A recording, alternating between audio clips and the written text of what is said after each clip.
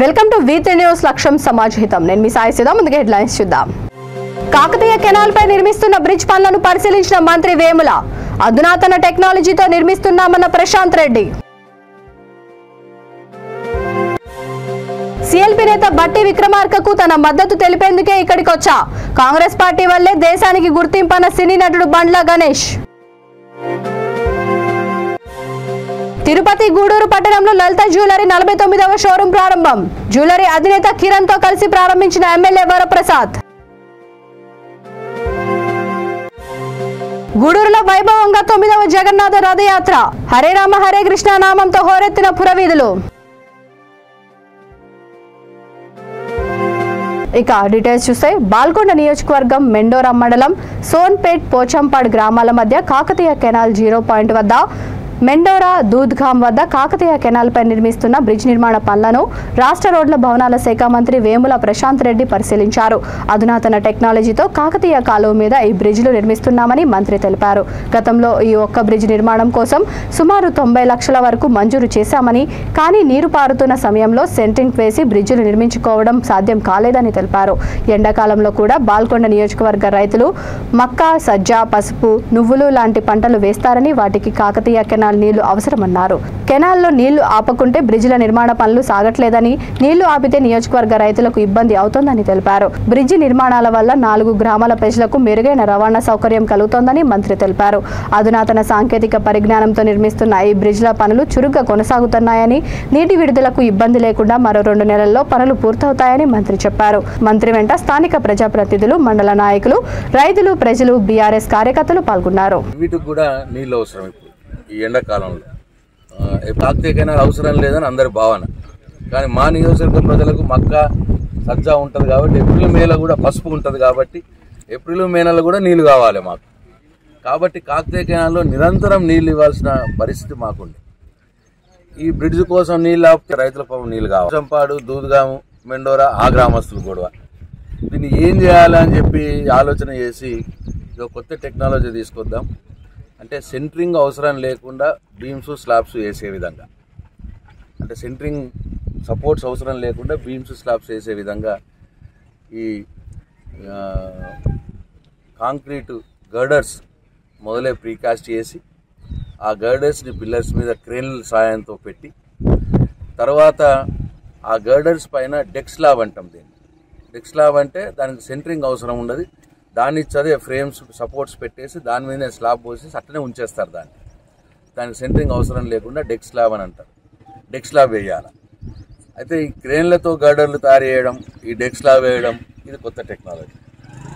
కాబట్టి దీనికి ఆ ముందు శాంక్షన్ అయిన డబ్బులు సరిపో అంటే మళ్ళీ ఏం చేయాలి? మళ్ళీ ఇది ఇంకో 30 లక్షలు, 40 లక్షలు. మండుటెండలో పాదయాత్ర చేస్తున్న సిఎల్పి నేత బట్టి విక్రమార్కకు తన మద్దతు తెలిపేందుకే తాను ఇక్కడికి వచ్చానని సినీ నటుడు బండ్ల గణేష్ అన్నారు. ఆదిలాబాద్ నుంచి అలుపెరగకుండా ఆయన పాదయాత్ర చేస్తున్నారన్నారు. తెలంగాణ ప్రజల కోసం, తెలంగాణ భవిష్యత్ కోసం బట్టి విక్రమార్క పాదయాత్ర చేస్తున్నారని బండ్ల గణేష్ వ్యాఖ్యానించారు. తెలంగాణ ప్రజలకు సేవ చేయాలని, తెలంగాణ తల్లి రుణం తీర్చుకునేందుకు బట్టి విక్రమార్క శ్రమిస్తున్నారని తెలిపారు.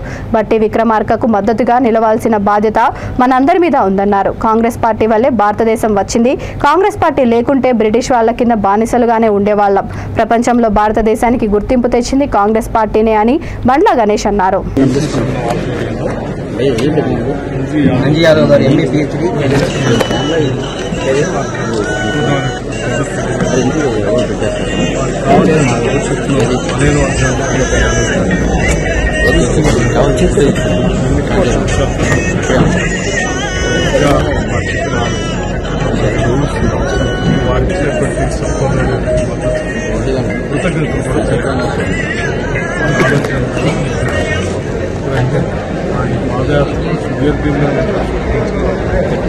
చాలా సందర్భాల్లో, చాలా గ్రామాల్లో రాష్ట్రంలో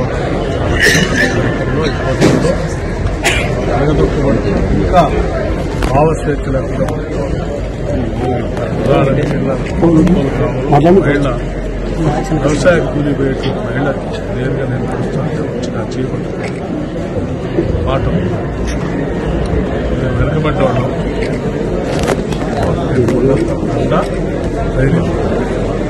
బయటకు వచ్చాం. మీరు మా కోసం అన్నీ చేయాలి. మా కోసం అవినీతి వదిలిపెట్టి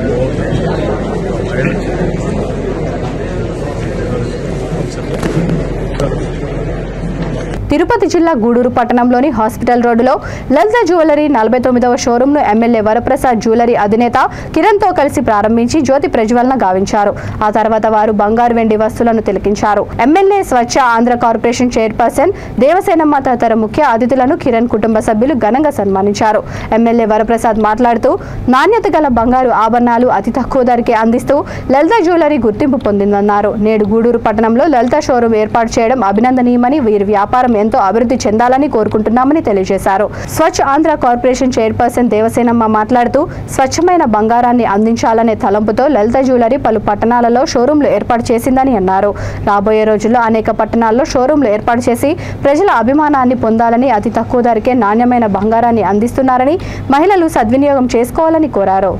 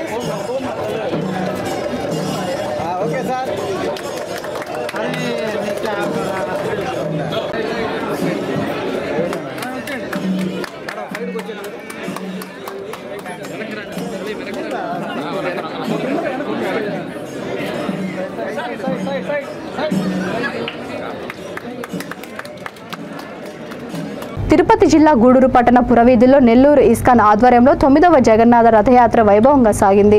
భక్తులు హరే రామ హరే కృష్ణ నామాన్ని పఠిస్తూ రథయాత్రలో పాల్గొని ప్రసాదాలను స్వీకరించారు. నెల్లూరు ఇస్కాన్ ఆధ్వర్యంలో గూడూరు పట్టణంలోని సొసైటీలో ఉన్న నారాయణమ్మ దేవస్థానం నుండి జగన్నాథ రథయాత్ర ప్రారంభమైంది. ఎమ్మెల్యే వరప్రసాద్, స్వచ్ఛ ఆంధ్ర కార్పొరేషన్ చైర్పర్సన్ దేవసేనమ్మ, పట్టణ ప్రముఖులు లక్ష్మీ పిఎం రావు, ఇస్కాన్ ప్రతినిధులు పూజా కార్యక్రమాలు నిర్వహించి రథయాత్రను ప్రారంభించారు.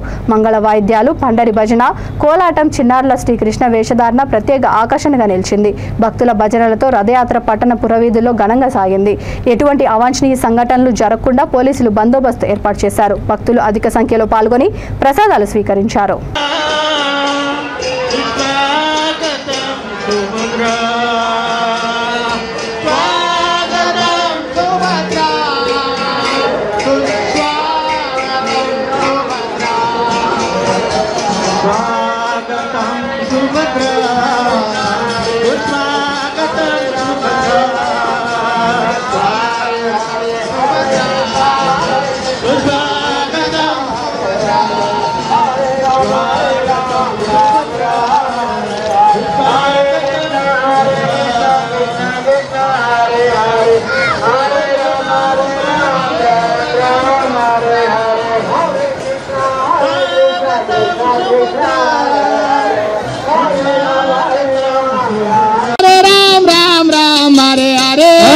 Hare Krishna Krishna Krishna Hare Hare Hare Ram Ram Ram Hare Hare Hare Krishna Hare Krishna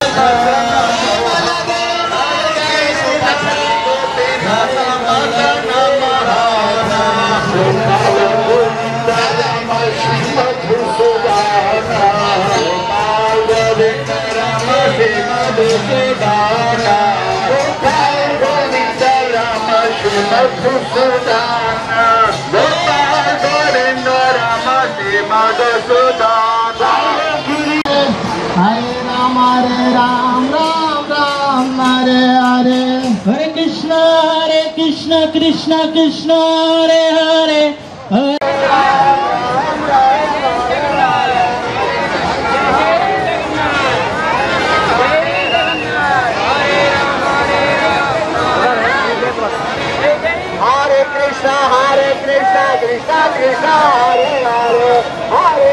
Hare Ram, Ram Ram, Hare Hare.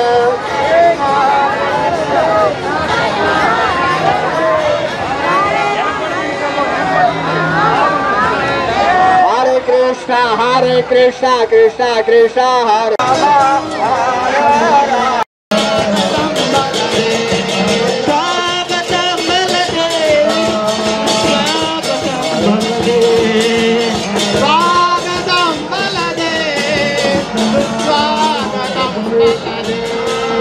स्वागतं सुभद्रा स्वागतं सुभद्रा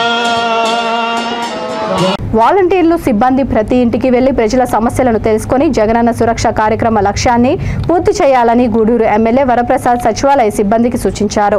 తిరుపతి జిల్లా గూడూరు పట్టణంలో సచివాలయ సిబ్బందికి జరుగుతున్న ట్రైనింగ్ కార్యక్రమంలో ఎమ్మెల్యే పాల్గొన్నారు. గూడూరు పట్టణంలోని DRW మహిళా కళాశాలలో జగనన్న సురక్ష కార్యక్రమంలో భాగంగా సచివాలయ సిబ్బందికి శిక్షణా తరగతులు నిర్వహించారు. ఈ కార్యక్రమానికి ముఖ్య అతిథిగా ఎమ్మెల్యే వరప్రసాద్ హాజరై మాట్లాడుతూ అర్హులైన ప్రతి పేదవాడికి ప్రభుత్వ సంక్షేమ పథకాలు అందాలనే ఉద్దేశంతో ముఖ్యమంత్రి జగన్మోహన్ రెడ్డి సురక్ష కార్యక్రమాన్ని తీసుకొచ్చారని అన్నారు. ఈ కార్యక్రమంలో Swachh Andhra corporation chairperson Devasenamma, commissioner Sainath, DPO Vanireddy, నాయకులు ఎల్లసిరి గోపాల్ రెడ్డి, ఏజీజ్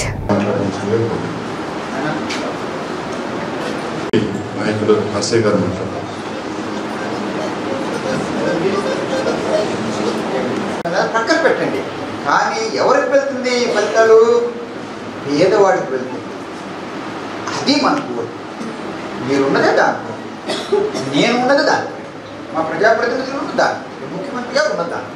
అది ఎవరన్నా నిస్సహారాల మహిళ కావచ్చు, ఒక విధమైన మన విడో అయి ఉండొచ్చు, ఏమి సంపద లేని వాళ్ళు ఉండొచ్చు. కానీ ప్రభుత్వంలో ప్రతి పౌరుడు కూడా సమానం కనుక ఈ విధంగా చేస్తున్నారు కనుక 6 అంశాలుగా చేస్తున్నారు కనుక ఈ శిక్షణ మీరు బాగా తెలుసుకొని ఉద్దేశం వచ్చి చివరి వరకు అర్హత ఉన్న వాళ్ళకి మనం చేయవలసిందే. లేదు అంటే శాశ్వతంగా రికార్డ్ చేసేయాల్సిందే. ఆ తర్వాత టీం అంతా వస్తారు, ఆఫీసర్స్ దగ్గరికి వస్తారు. ఆ తర్వాత ఏమైనా సర్టిఫికేట్స్ అవి చూసుకుంటారు.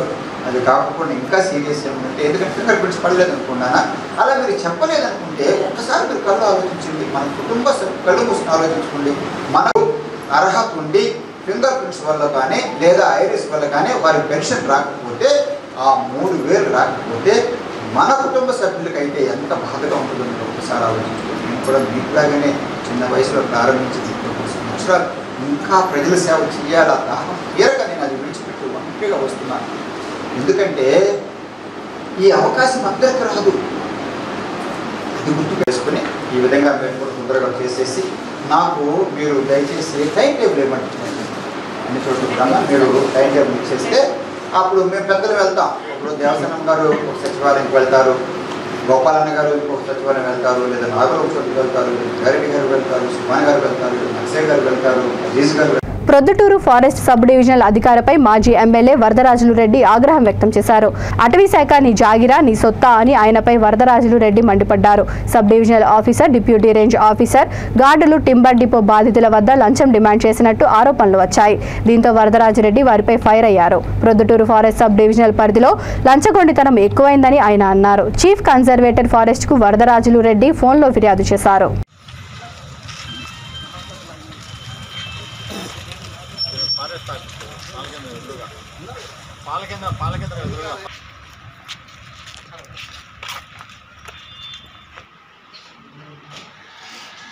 నమస్తే సార్.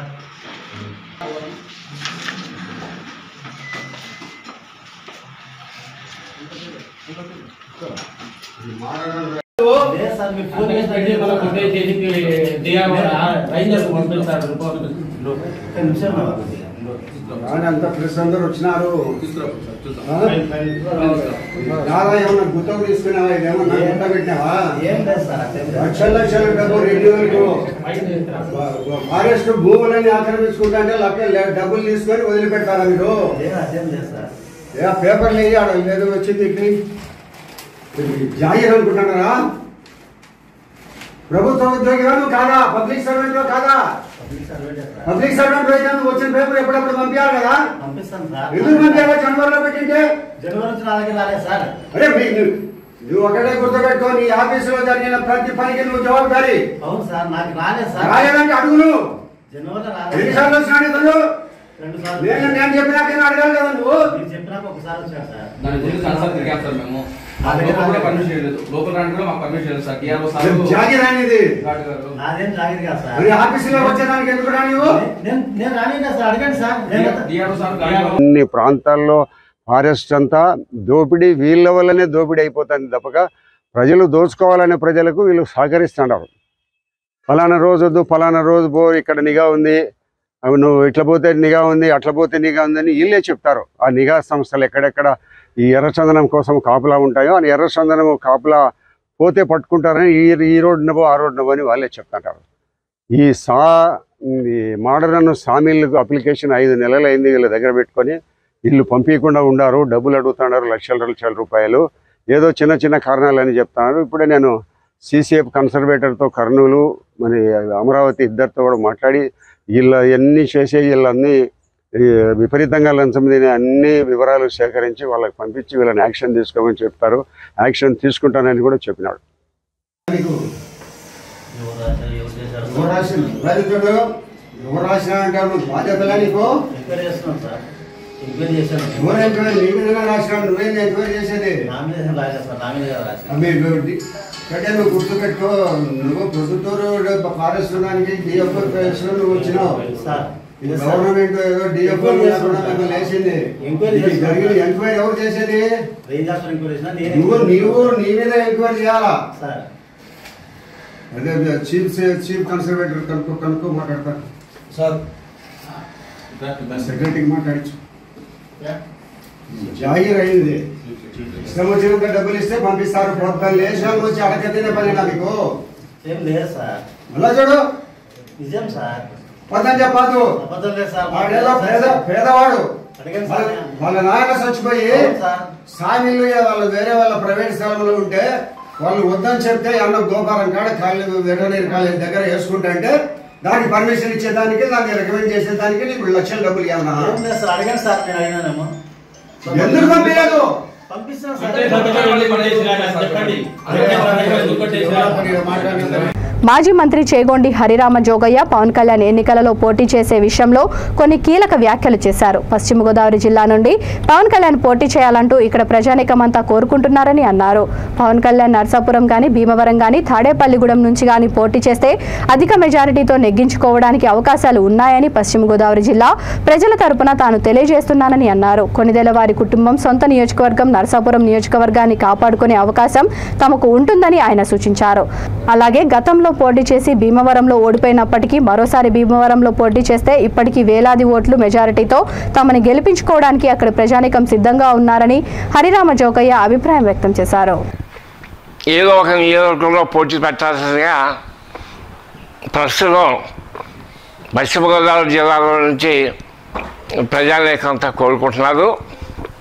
అది మాత్రమే కాదు, మీకు నర్సాపురం నియోజకవర్గం కానీ, భీమవరం నియోజకవర్గం కానీ, తాడేపల్లిగూడెం నియోజకవర్గం కానీ పోటీ పెట్టి అధికమైనటువంటి మెజారిటీలో నెగ్గించుకోవడానికి అన్ని రకాలుగా అవకాశాలు ఉన్నాయనే సంగతి కూడా ఈ సందర్భంగా పశ్చిమ గోదావరి జిల్లా ప్రజల తరఫున చెప్తున్నా.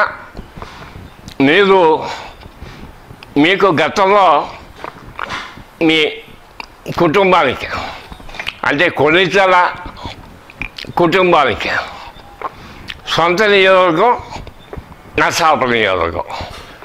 నర్సాపురం నియోజకవర్గంలో పోటీ పెడితే పెర్మనెంట్గా మీకు మీ సొంత నియోజకవర్గం నర్సాపురాన్ని కాపాడుకునేటువంటి అవకాశం ఉంటుందనేటువంటిది కూడా ఒక సూచన. నర్సాపురం నియోజకవర్గంలో నుంచి ప్రజలందరూ కూడా మిమ్మల్ని అక్కడ పోటీ పెట్టాల్సిందిగా కూడా కోరుకుంటున్నారని ఈ సందర్భంగా చెప్పాల్సి వస్తుంది. తర్వాత భీమవరం నియోజకవర్గం గతంలో మీరు పోటీ పెట్టారు, ఓడిపోయినా కొన్ని సందర్భాల్లో ఈ రాబోయే ఎన్నికల్లో మీరు మరోసారి అక్కడ పోటీ పెడితే మాత్రం అత్యధికమైన మెజారిటీతో, వేలాది ఓట్ల మెజారిటీతో మమ్మల్ని మరోసారి నెగ్గించుకుంటామని చెప్పేసి దేవాలయం నియోజకవర్గం ప్రజలందరూ కూడా వాళ్ళు కోరుకుంటున్నారు. అక్రమంగా మట్టిని తరలిస్తున్న వాహనాలను రెవెన్యూ అధికారులు సీజ్ చేయడంతో సంబంధిత వార్తను ప్రచురించిన పాత్రికేయుడిని బెదిరించిన వ్యక్తిపై బసంత్ నగర్ పోలీస్ స్టేషన్లో ఫిర్యాదు చేశారు. రామగుండం నియోజకవర్గంలోని పాలకుర్తి మండలంలో కొన్ని నెలలుగా అక్రమ మట్టి దందా కొనసాగుతోంది. శనివారం రాత్రి మండల తహసీల్దార్ సునీత, ఆర్ఐ భానుకుమార్ తమ సిబ్బందితో కలిసి కన్నాల క్రషర్ల వెనుక అక్రమంగా మట్టిని తరలిస్తున్న టిప్పర్తో పాటు ప్రొక్లైన్ వాహనాన్ని సీజ్ చేసిన విషయమై ఆదివారం వివిధ పత్రికల్లో కథనం ప్రచురితమైంది. దీంతో బసంత్ నగర్కు చెందిన ముత్యం అనిల్ గౌడ్ ఓ పత్రికా విలేకరికి ఫోన్ చేసి మా తమ్ముడు ముత్యం రామ్ గౌడ్ పేరు ఎలా రాస్తావంటూ తీవ్ర పదజాలంతో దుర్భాషలాడుతూ చంపుతా అని బెదిరింపులకు పాల్పడ్డాడు. ఈ విషయమై బసంత్ నగర్ పోలీస్ స్టేషన్లో పాత్రికేయుడు బాలసాని శ్రావణ్ కుమార్ ఫిర్యాదు చేశారు.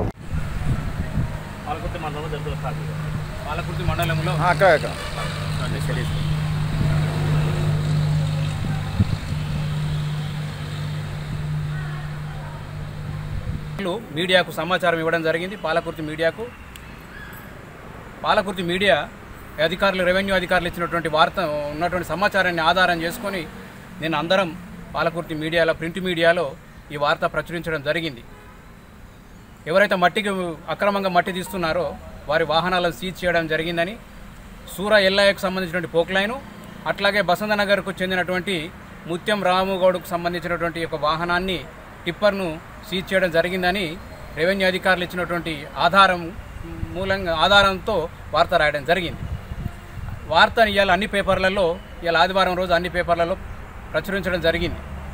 అయితే ఆ మట్టి ఎవరైతే బాల్పడుతున్నటువంటి మన ముత్యం రాము, మీరు ఎట్లా వార్త రాస్తారని చెప్పేసి ముత్యం రాము సోదరుడు టీఆర్ఎస్ నాయకుడు ముత్యం అనిల్ గౌడ్ మా ఆంధ్రజ్యోతి రిపోర్టర్కు వార్త ఏ విధంగా రాస్తారు, మీరు రెవెన్యూ ఆఫీసర్లు చెప్పినంత మాత్రాన మీరు వార్త రాస్తారా అని చెప్పేసి రాజ్యంగా మా పేర్లు ఎట్లా పెట్టి రాస్తారు మీరు అని చెప్పేసి నానా బూతులు తిట్టడం జరిగింది. ఫోన్లో నానా బూతులు తిట్టడం జరిగింది. నిన్ను చంపుతా, నేను ఒక రౌడీ షీటర్ను, మీరు ఏం చేస్తారో అది చేసుకోండి, మీరు ఎక్కడ చెప్పుకుంటారో చెప్పుకోండి, మీరు యూనియన్లో చెప్పుకుంటారా, ఏం చేసుకుంటారో మీరు ఎక్కడ చెప్పుకున్నా నాకేం ఇబ్బంది ఏం లేదు, నన్ను ఎవడేం చేయడం అని చెప్పేసి రాజ్యంగా తన నోటికి వచ్చిన విధంగా మాట్లాడి మీడియాను, ప్రింట్ మీడియాను అంతా దూరం నానా విధంగా తూలనాడడం జరిగింది. ఈ విషయంలో ఈరోజు దాన్ని మేము పాలకుర్తి ప్రెస్ క్లబ్ పక్షాన ముత్యం అనిల్ గౌడ్ చర్యను మేము తీవ్రంగా ఖండిస్తున్నాం. అందులో భాగంగానే ఈరోజు వెంకటగిరి మండల పరిధిలోని పెరియవరం గ్రామంలో రామాలయ నిర్మాణానికి ఎటువంటి ఇబ్బందులు లేవని, నిర్మాణం ప్రారంభించుకోవచ్చని గూడూరు ఆర్డీఓ కిరణ్ కుమార్ అన్నారు. తిరుపతి జిల్లా గూడూరు పట్టణంలోని సబ్ కలెక్టర్ కార్యాలయంలో RDO DSP Suryanarayana Reddy media సమావేశం నిర్వహించారు. పెరియవరంలో రామ మందిరం నిర్మాణం వివాదాస్పదం కావడంతో ఆ ప్రాంతంలో అధికారులు 145 సెక్షన్ అమలు చేశారు. రామ మందిరం నిర్మాణాన్ని పలువురు క్రైస్తవులు అడ్డుకుంటున్నారని, పలువురు ప్రజాప్రతినిధులు అడ్డు తొలుగుతున్నారని అనేక విమర్శలు వెల్లువెత్తాయి. ఈ క్రమంలో గూడూరు ఆర్డీఓ ఈ విషయంపై దర్యాప్తు నిర్వహించారు. ఆయన మాట్లాడుతూ రామాలయం నిర్మాణం తలపెట్టిన స్థలానికి సంబంధించి ఒక ప్రైవేట్ వ్యక్తి హైకోర్టులో కేసు వేయడంతో కమిటీ ట్రస్ట్ దేవస్థానం నిర్మాణానికి ముందుకు రాలేదని తెలిపారు. రామాలయం నిర్మాణానికి ఎటువంటి ఇబ్బందులు లేవని తెలిపారు. ఈ మేరకు తాను తిరుమల తిరుపతి దేవస్థానం అధికారులతో కూడా చర్చించానని, త్వరలో దేవస్థానం నిర్మాణం జరుగుతుందని, ప్రజలు ఎటువంటి అపోహలను నమ్మవద్దని సూచించారు. రామాలయం నిర్మించడానికి అందరూ ప్రజాప్రతినిధులు, అన్ని వర్గాల ప్రజలు, వెంకటగిరిలో ఉన్న అందరూ ప్రజలు కూడా అంగీకారం తెలియజేశారు. ఎవరు దీనిపైన అబ్జెక్షన్ లేదు. కేవలం ఇది ఒక వ్యక్తి హైకోర్టులో కేసు ఉన్న వ్యక్తి ఆకుపై చేసుకున్న భూమిలో అది తొలగిస్తేనే రామాలయం నిర్మిస్తామనేసి ఈ ట్రస్ట్ చెప్పడంతో అది నిలిచిపోయింది. కానీ రామాలయం నిర్మాణానికి ఎవ్వరూ వ్యతిరేకం లేరు. ఆ వ్యతిరేకం లేరు కాబట్టి టీటీడీ కూడా అంగీకరించింది, రామాలయం నిర్మించడానికి కూడా అంగీకరించింది. కాబట్టి ఈ విషయాన్ని ప్రజలందరూ కూడా దయచేసి గమనించగలరని నమస్కరిస్తూ ప్రతి ఒక్కరికి తెలియజేస్తున్నాను.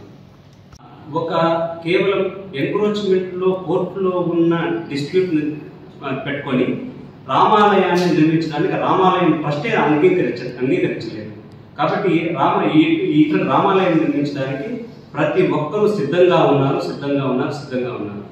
దీనిని land encroachment, land grabbing act కింద ఎంక్రోచ్మెంట్కి సంబంధించి మున్సిపల్ కమిషనర్ గారికి అప్లికేషన్ ఫైల్ చేయమని చెప్పాము.